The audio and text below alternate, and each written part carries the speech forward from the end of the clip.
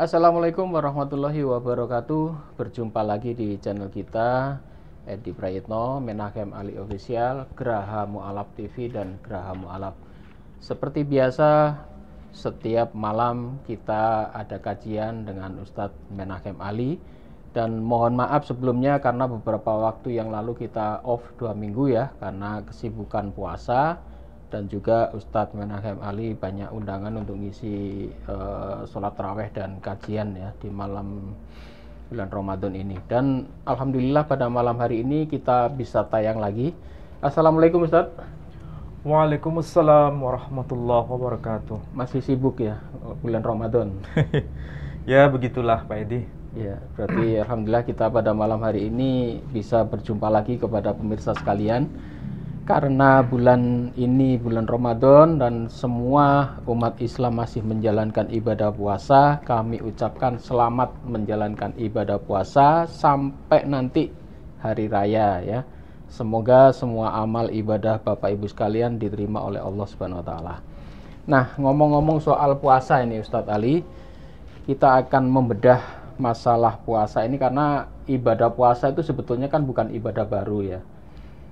Karena ibadah ini sudah kita ketahui sudah ada keberadaannya bahkan sejak sebelum apa itu agama Semit ya. Bahkan di agama Hindu juga ada, kemudian diteruskan ada agama Yahudi, kemudian Kristen, dan terakhir umat Islam meneruskan risalah soal puasa ini. Nah, soal puasa ini bagaimana kejelasannya ini Ustaz, silakan. Ya, baik Pak Edi. Alhamdulillah kita pada malam ini bisa bertemu kembali dalam rangka untuk membincangkan persoalan agama, terutama dalam konteks lintas teks kitab suci, dan saya kira ini mendewasakan kita.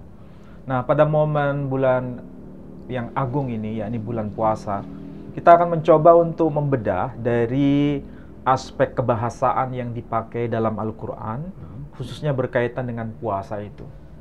Kalau kita sebagai Muslim berhadapan dengan peristiwa besar, yakni peristiwa ibadah agung ini, yakni ibadah puasa, biasanya para asatid, para kiai itu mengutip ayat yang termaktub di dalam Al-Quran, yakni surah Al-Baqarah, surah kedua ayat 183.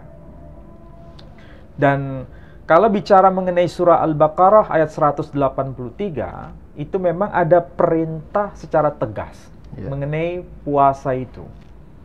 Kalau dibaca ayatnya, Bismillahirrahmanirrahim, Ya ayyuhalladzina amanu kutiba alaikumusiyam kama kutiba alal ladzina min qablikum la'allakum tattaqun.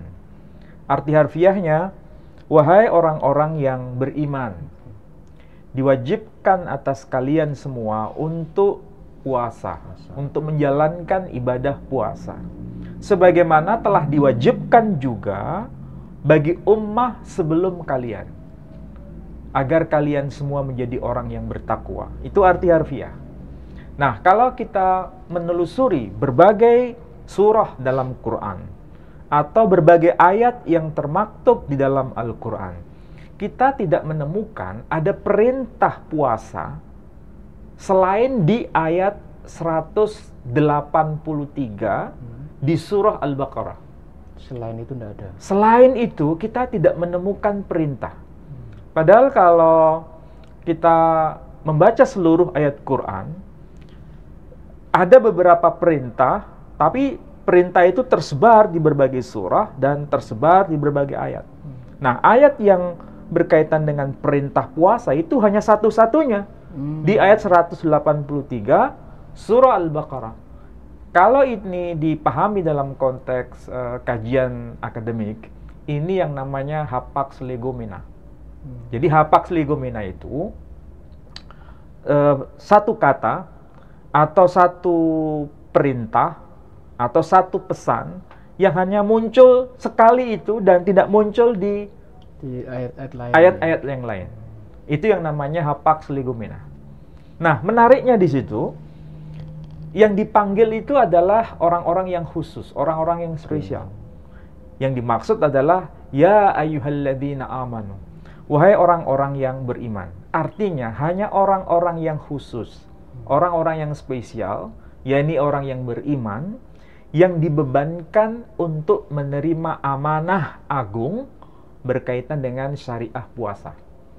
Berarti kalau orang itu tidak masuk kategori orang yang beriman, dia tidak dipanggil dalam konteks itu. Nah, dalam Al-Quran itu, ketika Allah menyeru hambanya, itu menggunakan dua pola redaksi. Yang pertama, ya ayuhan nas, wahai manusia. Yang kedua, ya ayyuhalladzina amanu, wahai orang-orang yang beriman. Kalau Allah mengatakan ya ayuhan nas, biasanya ayatnya itu berkaitan dengan challenge, tantangan. Bukan berkaitan dengan perintah syariah. Padahal syariah itu amanah. Jadi hanya orang yang beriman saja yang diberikan amanah untuk menunaikan itu. Dan kata amanah itu satu akar kata dengan amanu. Jadi hanya orang beriman yang bisa menjalankan amanah itu. Jadi itu bukan sesuatu yang sifatnya paksaan sebenarnya. Tapi ada kerelaan, ada kerinduan, ada hubungan yang sangat dekat dengan Tuhannya. Ada hubungan yang sangat spesial. Maka cara memanggilnya dengan ungkapan yang spesial. Jadi sebetulnya kita tidak terlalu beban berat jika ada orang yang tidak berpuasa di hadapan kita. Tidak boleh, nggak usah diobrak-abrik ya. Ya, dipaksa. Sebetulnya untuk apa? Soalnya kemarin ada berita orang yang nggak puasa diobrak-abrik warungnya. Makanya ini kalau kita berada di Eropa ya, atau minimal kita berada di Jepang atau di Singapura, itu suasananya seperti Bukan biasa. puasa. Iya. Di depan kita Orang ada makan, makanan minum. apapun kita nggak ngefek kalau bahasa kita. Kenapa? Karena kita merasa bahwa ini adalah amanah. Pribadi-pribadi ya. Betul-betul itu adalah hubungan yang sangat spesial, sangat pribadi. Sekalipun di depan kita ada makanan halal di depan meja kita, senyampang kita ini merasa memikul beban amanah itu, kita tidak akan sentuh itu. Atau sembunyi-sembunyi makan dan minum juga orang nggak tahu dia. Makanya sebetulnya itu ibadah rahasia. Iya. Ibadah yang paling rahasia itu adalah ibadah puasa itu. Karena apa? Yang tahu hanya kita sendiri dan Tuhan. Maksudnya kita sendiri sebagai pribadi yang menjalankan puasa itu, dan Allah yang memberikan kepercayaan amanah itu kepada kita. Nah, sebetulnya itu semangatnya. Supaya apa? Orang yang beriman itu semakin naik derajatnya. Sebagai apa? Muttaqin. Orang-orang yang betul-betul dekat dengan Tuhannya. Nah, dari sini sebetulnya ada kata kunci kedua. Apa itu kata kunci kedua? Kutiba alaikumusiyam kama kutiba alal ladzina min qablikum. Arti harfiah itu kan dimaknai diwajibkan atas kalian berpuasa sebagaimana telah diwajibkan atas ummah sebelum kalian.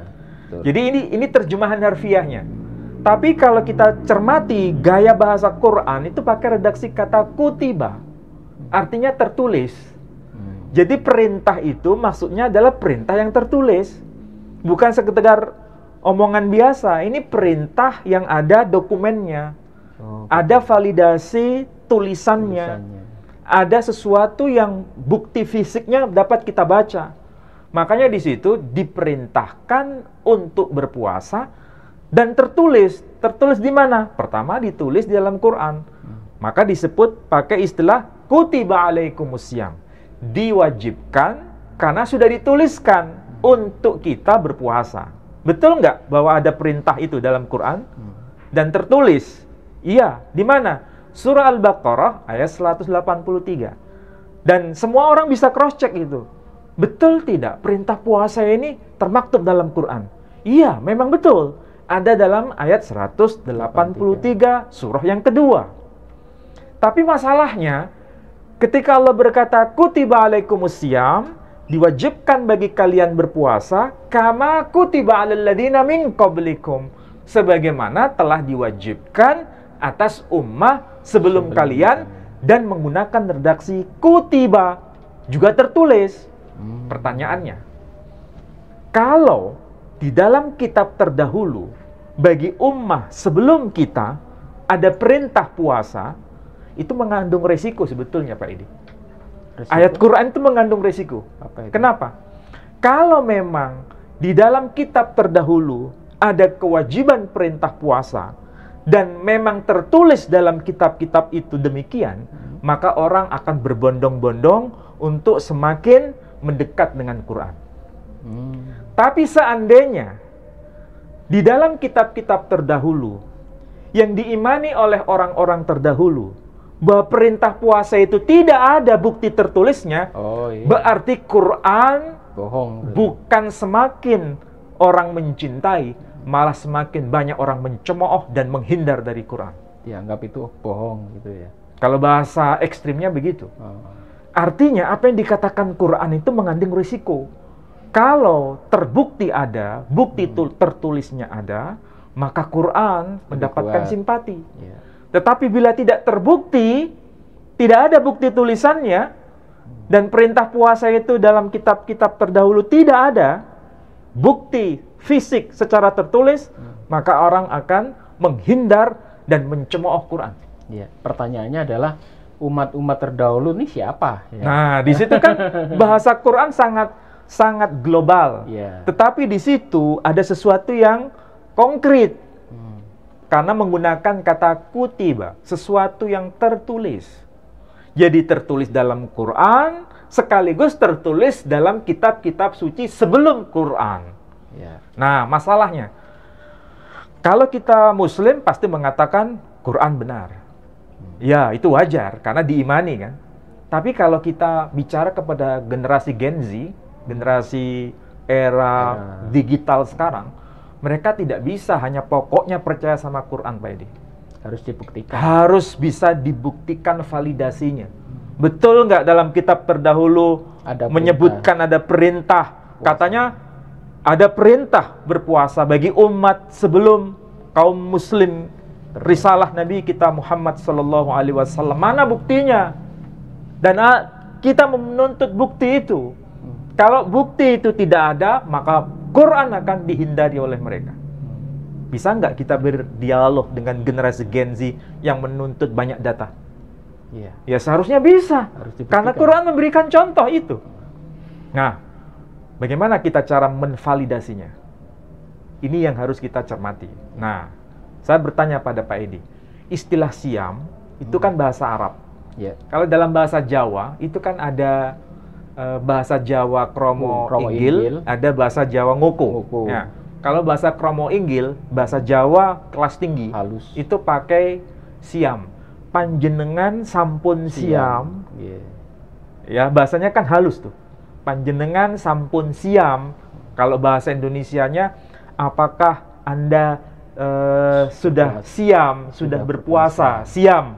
Itu diadopsi dari bahasa Arab. Oh, siam itu bahasa Arab? Bahasa Arab. Oh. Ya. Jadi istilah siam yang kita pakai dalam bahasa Jawa itu dari bahasa Arab. Sama seperti istilah mubadzir. Itu kan sering kita pakai. Itu juga dari bahasa Arab. Oh. Tapi ada juga selain kata siam, ada istilah poso. Ya, poso. Dalam bahasa Jawa ngoko. Kalau saya ngomong dengan Pak Edi, ini kan usia sebaya. Pak Edi wis poso ta? Nah, bahasa Jawa kan itu. Nah, dari mana istilah poso itu diadopsi? Poso? Yang jelas bukan bahasa Arab. Dari mana itu? Nah, Pak Edi penasaran dari mana kata itu? Nah, kalau bahasa Jawa menyebutnya poso. Ya. Bahasa Madura menyebutnya apasa. Apasa. Nah, kalau bahasa kita poso. Bahasa Melayu atau bahasa Indonesia menyebutnya puasa. Jadi puasa bahasa Melayu atau Indonesia, poso dalam bahasa Jawa, apasa dalam bahasa Madura, itu sebetulnya diadopsi dari bahasa Sanskerta atau bahasa Sanskrit. Sama seperti bahasa yang sering kita dengar istilah swarga.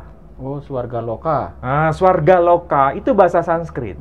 Dalam bahasa Jawa menjadi swargo. Dalam bahasa Madura menjadi swarga. Oh iya, iya. Dalam bahasa Indonesia menjadi sorga. Iya. Jadi sebetulnya istilah sorga, swargo, bahasa Jawa, dan swarga bahasa Madura, itu diadopsi dari bahasa Sanskerta. Oh. Sama dengan istilah santri. Oh, Santri itu bahasa apa? Bahasa Tamil. Oh. Bahasa Tamil, tapi dekat dengan bahasa Sanskrit. Kalau bahasa Tamil menyebut santri, bahasa Sanskritnya menyebut sastri, kitab sucinya disebut sastra. Oh iya, sastra. Nah, jadi orang yang belajar kitab suci disebut sastri atau santri. Kemudian istilah itu diadopsi dalam tradisi Islam di Indonesia menjadi orang yang belajar kitab suci Quran dan kitab-kitab para ulama, disebut santri. Nah, dari situ berarti minimal kita bisa identifikasi kata puasa atau apasa atau poso dari bahasa Sanskrit. Betulkah kitab bahasa Sanskrit menggunakan istilah itu? Nah, kan harus bukti konkretnya ada. Dari mana itu saya bawa? Dari kitab ini. Ini namanya kitab Manawa Dharma Shastra. Ini kan berarti kitab Weda Smriti. Kitab Weda itu kan ada Rigweda, Yajurweda, Samaweda, Atharva Weda. Ada Smriti Weda. Nah, salah satunya adalah Manawa Dharma Shastra. Manawa Dharma Shastra ini kitab suci Hindu. Dan betul kata upavasa ada termaktub di kitab ini. Nanti saya tunjukkan. Kalau Pak Edi tanya kepada saya, ini kitab suci untuk nabi siapa? Ya, kan tidak mungkin kitab suci tiba-tiba muncul begitu saja tanpa ada yang menerima. Nah, ini kalau diterjemahkan dalam bahasa kita, Manawa itu dari kata manu. Dharma Shastra berarti kitab suci kebenaran Tuhan yang diterima oleh Manu. Sehingga diringkas menjadi Manawa Dharma Shastra, kitab suci yang diamanahkan kepada tokoh yang bernama Manu. Manu itu siapa? Nah, masalahnya Manu itu siapa? Kalau kita tanya kepada orang-orang Hindu, saudara kita penganut agama Hindu, mereka pasti akan jawab, Manu itu orang suci yang diperintah Tuhan untuk menaiki bahtera besar. Barang siapa yang naik ke bahtera besar itu, mereka akan selamat. Tapi mereka yang tidak naik ke bahtera Manu, mereka akan tenggelam di samudra yang luas. Kira-kira nabi siapa ini? Nabi Nuh. Nabi Nuh kalau bahasa Qur'annya. Jadi kalau bahasa Qur'an, kitab suci Qur'an menyebutnya Nuh. Kalau saudara kita kaum Katolik, Protestan, kemudian Yahudi, Noah. menyebutnya Noah. Yeah. Nah, sedangkan orang-orang Hindu akrab dengan nama Manu. Nah, betulkah kata puasa itu tercantum di kitab ini? Nah, saya tunjukkan Pak Edi. Jadi kita ini mencoba untuk menelusuri jejak itu, karena tidak mungkin ketika Allah berkata, kama kutiba 'alal ladzina min qablikum, sebagaimana telah diwajibkan bagi ummah sebelum kalian tanpa ada dokumen tertulisnya. Ternyata ada. Ini saya bacakan dari kitab Manawa Dharma Shastra pada ayat yang ke berapa ini? Ke 21. 20 ayat yang ke-20. Kalau terjemahannya begini ya, nanti saya bacakan yang bahasa Sanskritnya. Ia yang sengaja makan ke-6 macam makanan ini, hendaklah melakukan puasa Santapana, atau puasa bulan Chandrayana, yang biasa dilakukan oleh para pertapa. Jika ia juga tanpa sengaja makan makanan larangan lainnya, ia hendaknya berpuasa sehari semalam. Di sini ada ungkapan Saisesu Pavasedaha. Pavasedaha itu diambil dari kata upavasa daha. Diringkas menjadi Pavasedaha, puasa sehari semalam. Jadi upavasa itu arti harfiahnya puasa. Dan memang kata puasa itu diambil dari kata upavasa. Nah, apa arti upavasa? Upavasa itu dari dua kata.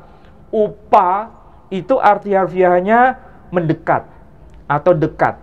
Vasa arti harfiahnya kepada Tuhan atau pemilik segala sesuatu. Mendekatkan. Jadi diri. mendekatkan diri kepada sesuatu itu arti harfiah dari upawasa. Puasa tadi ya. Nah, jadi itu dengan cara apa? Tidak makan, tidak minum, dan tidak melakukan sesuatu kekejian di hadapan Tuhan. Artinya segala sesuatu yang negatif, yang tidak berkenan di hadapan Tuhan, kita tidak lakukan. Itu yang namanya upawasa. Dalam bahasa Melayu menjadi puasa, bahasa Jawa menjadi poso. Jadi kalau begitu, memang ada perintah puasa itu, dan diajarkan di dalam tradisi Hindu. Padahal antara agama Hindu dengan agama Yahudi, dengan Kristen, apalagi Islam, risalah Nabi kita Muhammad SAW itu kan jaraknya sangat jauh. Ya. Itu sebelum Yahudi ada, Hindu sudah ada. Oh, sudah duluan. eksis, Iya. sudah eksis. Kenapa? Ini tradisi Arya, ada perintah puasa. Sampai sekarang masih dapat kita akses data itu. Tapi kalau Manu ini Nabi Nuh, berarti kan di bawahnya Nabi Ibrahim ya? Sebelum Nabi Ibrahim. Sebelum Nabi Iya. Ibrahim. Berarti kan perintah puasa itu syariat yang sangat lama. Hmm. Iya kan? Bukan hanya muncul pada zaman risalah Nabi kita Muhammad SAW, dan bukan hanya muncul dalam tradisi Yahudi. Tapi sebelum tradisi Yahudi, tradisi Hindu, sudah ada perintah menjalankan puasa itu. Upavasa dahab. Arti harfiahnya menjalankan puasa itu. Artinya apa? Apa yang dikatakan Quran berarti tervalidasi dengan data ini. Bahwa minimal dengan data ini ada perintah puasa sejak zaman Nabi Nuh. Iya kan? Minimal itu.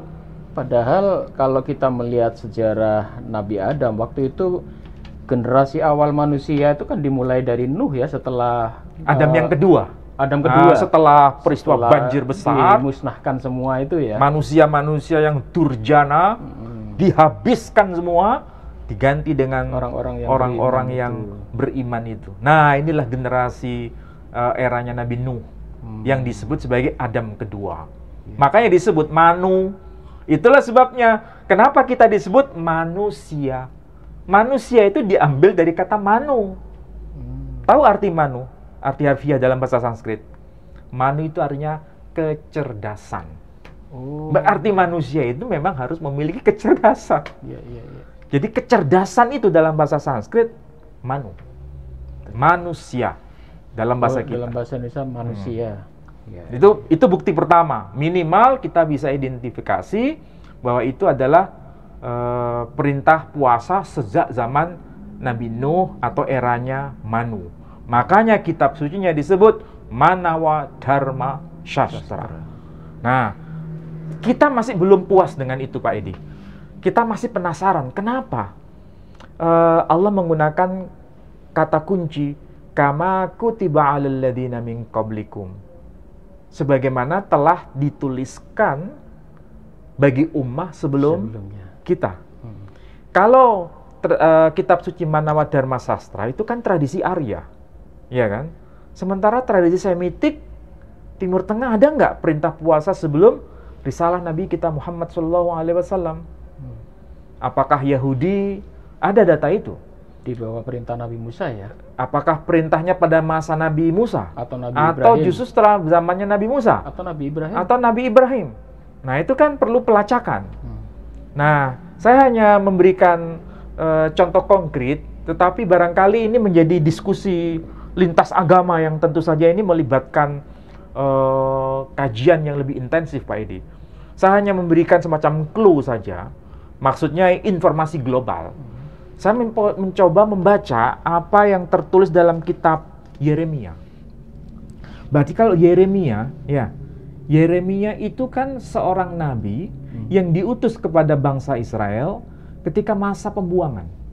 Babel ya? Di Babel. Iya. Dan Babel itu ada kaitan dengan tradisi Arya sebetulnya.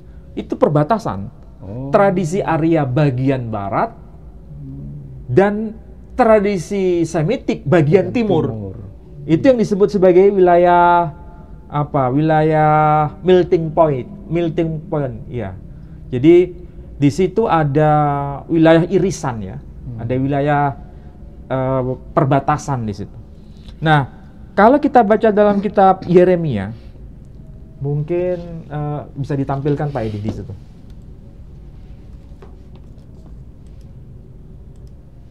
Yeremia pasal pasal 36 Pak Edi. Ayat yang ke-9. Yeremia pasal 36 ayat yang ke-9.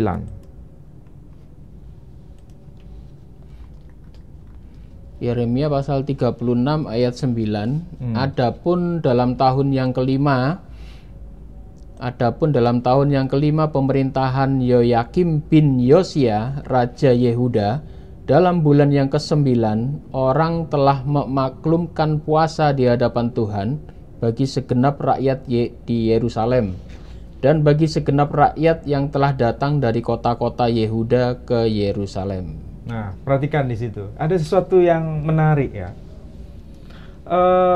Kitab Yeremia pasal 36 ayat yang ke-9. Kalau di teks terjemahan ini ada perintah berpuasa di bulan ke-9. Ya. Bulan ke-9. Bulan ke-9. Ya. Bagi siapa?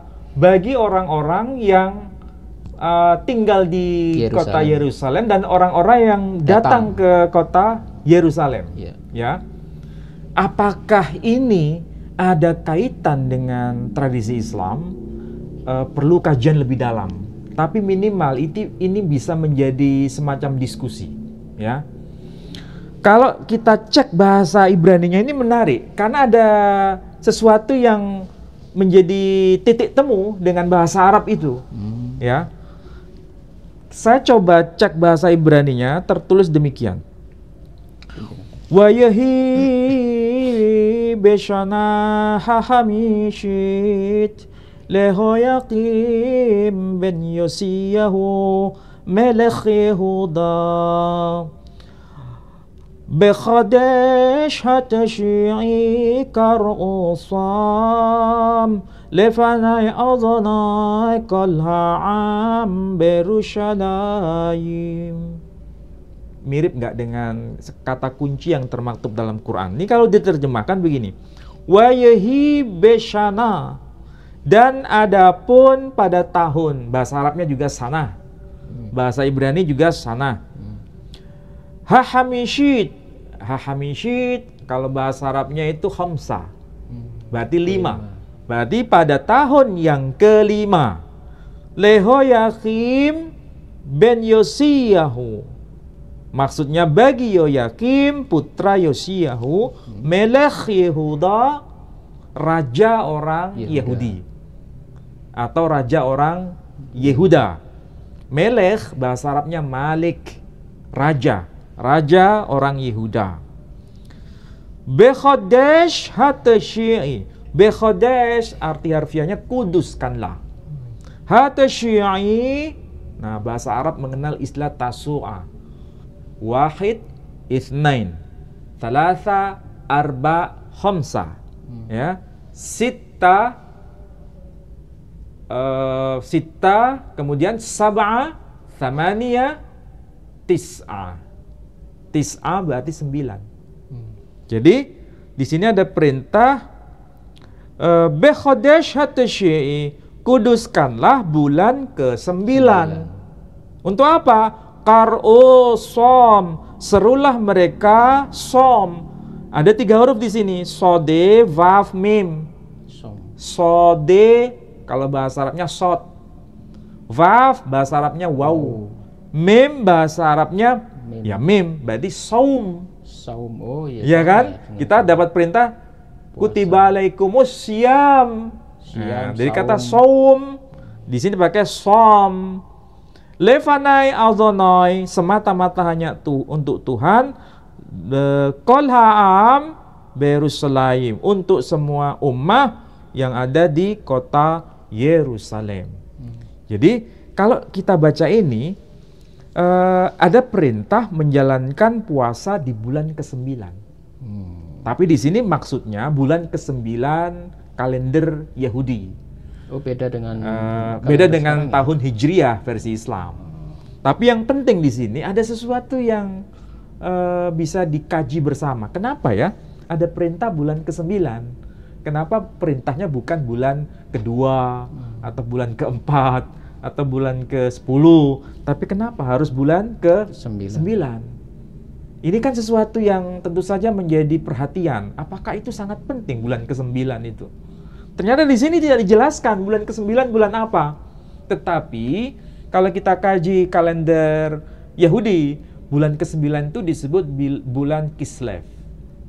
Bulan ke-9. Kalau bulan ke-10 disebut Tevet. Jadi bulan ke-9 itu Kislev. Bulan ke-10 Tevet. Kemudian bulan ke-11 itu Seva. Bulan ke-12 itu Adar. Nah, itu nama-nama bulan dalam tradisi Yahudi. Yang penting di situ bulan ke-9 bulan Kislev. Tapi nggak dijelaskan nama bulannya di sini. Hanya disebutkan Bechodesh Hatashi. Kuduskanlah bulan ke-9. Dalam Quran, perintah puasa itu bulan keberapa? Pak Edi kira-kira tahu kenapa? Dalam Quran ada perintah bulan Ramadan di situ, ya kan? Iya, Lihat iya. itu. Quran surah Al-Baqarah ayat 185.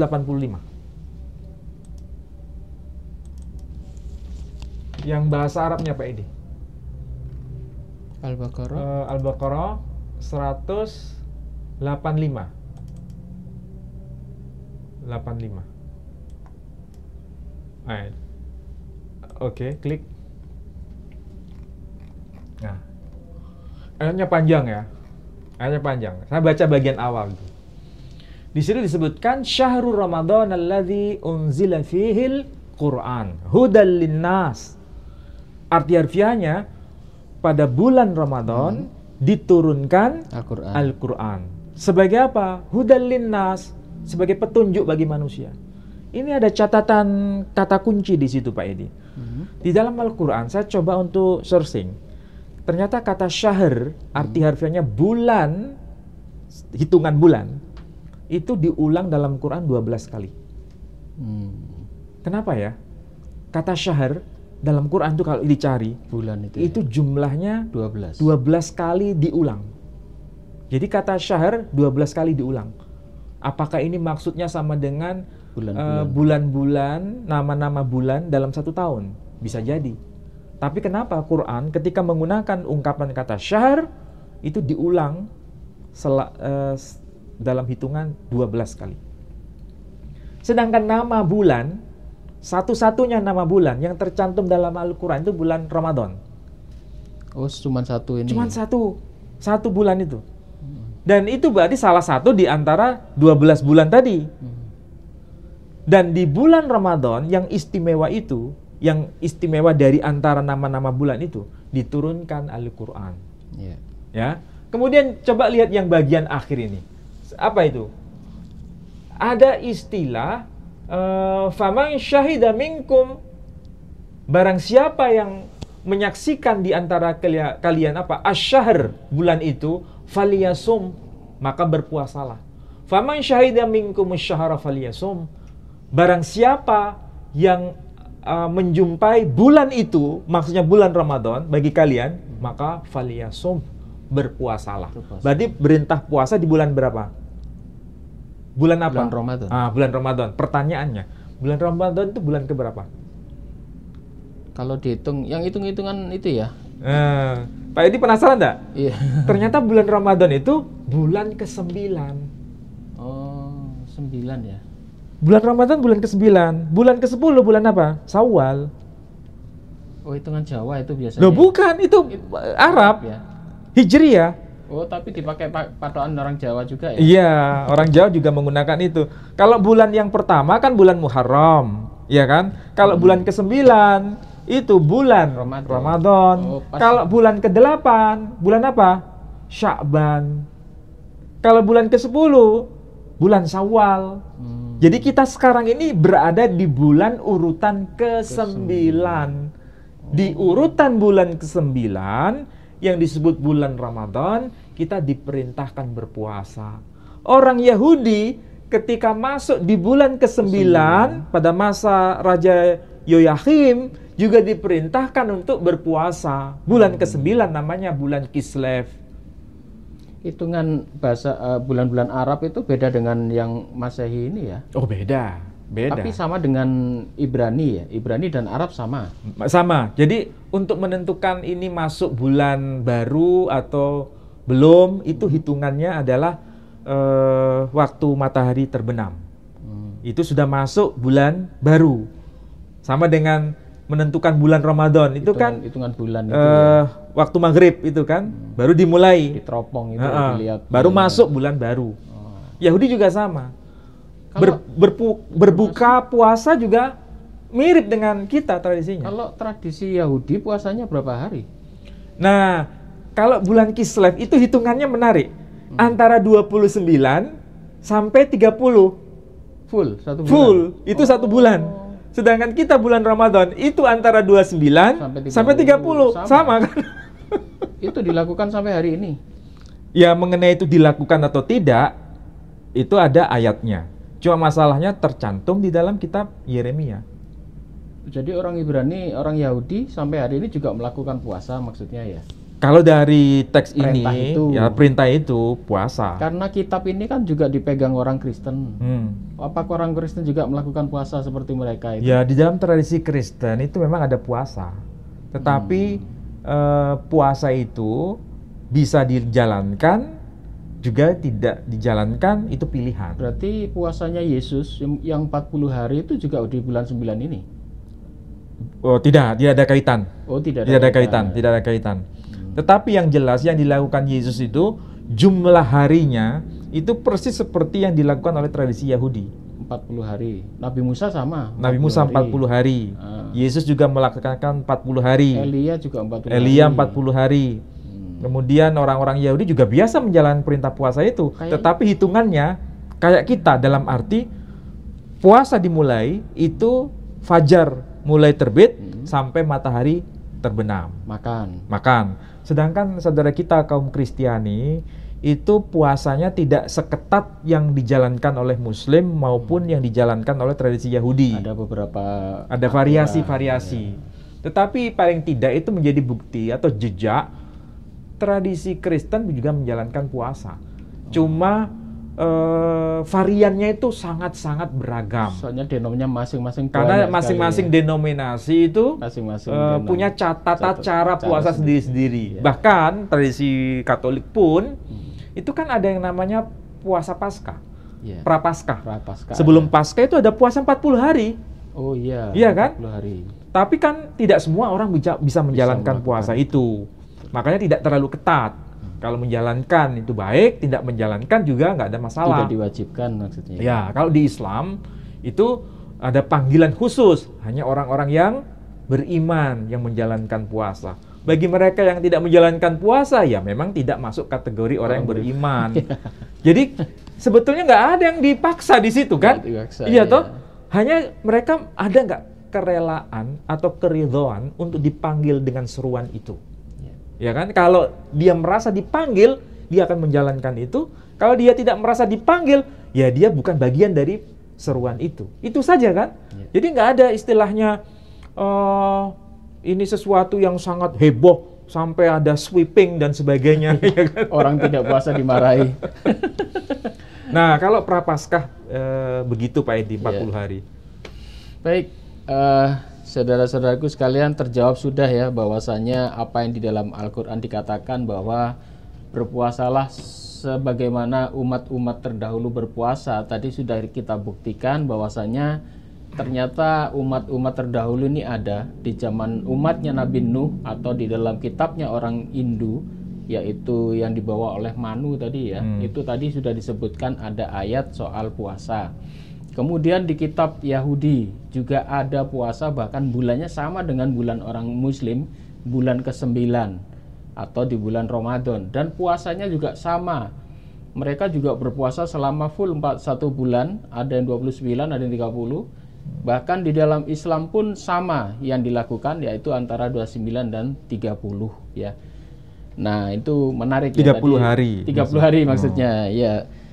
Jadi apa yang sudah kita kemukakan di sini bisa menjawab pertanyaan dari netizen semua, sebagaimana sering yang dipertanyakan bahwasanya umat Kristen, umat Yahudi, bahkan umat-umat terdahulu itu memang diwajibkan berpuasa dan hanya dilakukan oleh orang-orang yang beriman saja, tadi udah disebutkan ya. Demikian saudaraku sekalian, saya ingatkan sekali lagi bahwa Yayasan Pembina Mu'alaf at-Tauhid ini di bulan puasa juga menerima zakat fitrah ya, baik zakat fitrah dan juga zakat mal. Bisa Anda salurkan ke yayasan kami, Yayasan Pembina Mu'alaf at-Tauhid Jawa Timur, dan Anda bisa salurkan di nomor rekening Bank Syariah Indonesia 111888991 atas nama Yayasan Pembina Mu'alaf at-Tauhid Jawa Timur. Jadi selama bulan Ramadan ini kami akan membagikan zakat fitrah kepada terutama kaum mu'alaf pembina kami ya, karena kami juga punya daftar mu'alaf yang wajib kita santuni. Untuk itu silakan salurkan bantuan Anda sekalian kepada kami dan kami siap akan membagikan kepada mereka yang berhak menerima ya. Dan semua sumbangan baik itu yang sudah Anda kirim terdahulu sampai hari ini yang sudah mendukung kami ucapkan banyak terima kasih dan semoga amal Bapak Ibu sekalian dibalas oleh Allah Subhanahu wa taala ya. Mungkin ada closing Ustaz, silahkan. Baik. Sesuai dengan apa yang termaktub di dalam Al-Quran bahwa perintah puasa itu bukan eksklusif untuk umat Islam pada masa Rasul Muhammad Sallallahu Alaihi Wasallam, tapi juga ada perintah bagi ummah sebelum zamannya Rasul Muhammad Sallallahu Alaihi Wasallam. Kita bisa validasi itu berdasarkan kitab Manawadharma Sastra dan juga dalam kitab yang disebut Tanakh, Torah, Nevi'im, Ketuvim. Tradisi Yahudi paham mengenai perintah puasa di bulan ke-9. Kita pun juga paham ada perintah puasa di bulan ke-9. Sedangkan istilah puasa sendiri diambil dari kata upavasa dari bahasa Sanskerta dan itu dijalankan oleh saudara-saudara kita kaum Hindu. Maka marilah kita mencermati aspek dari makna puasa itu sebagai pengendalian diri untuk tidak melakukan sesuatu yang membuat Tuhan tidak ridho atas kehidupan kita. Bukan hanya sekedar menahan lapar dan dahaga, tapi juga menahan segala sesuatu yang membuat Tuhan itu kecewa. Kita tidak lakukan itu. Baiklah saudara-saudaraku sekalian, demikian perjumpaan pada malam hari ini dan saksikan kami selanjutnya yang akan selalu tampil di hadapan Bapak Ibu sekalian. Dan mohon maaf jika ada salah kata. Wabillahi taufiq wal hidayah. Wassalamualaikum warahmatullahi wabarakatuh. Waalaikumsalam warahmatullahi wabarakatuh.